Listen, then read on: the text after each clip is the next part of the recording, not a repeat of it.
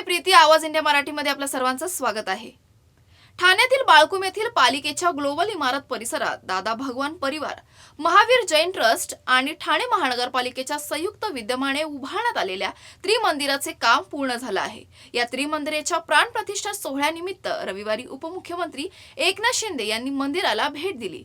यावेळी त्यांनी उपस्थितांशी संवाद साधत या त्रिमंदिरामुळे ठाण्याची भूमी अधिक पवित्र झाली असून हे मंदिर भारतीय संस्कृतीतील एकतेचे प्रतीक आहे.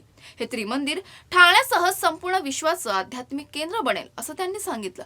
तसेच मंदिर परिसरात अधिक सुविधा उपलब्ध करून देण्यासाठी स्वतः लक्ष घालणार असल्याचा विश्वासही त्यांनी व्यक्त केलाय. जैन, वैष्णव आणि सनातन धर्मांना एकत्र आणणारा हा उपक्रम महाराष्ट्रासह देशासाठी अभिमानास्पद असल्याचंही शिंदे यांनी नमूद केलं आहे.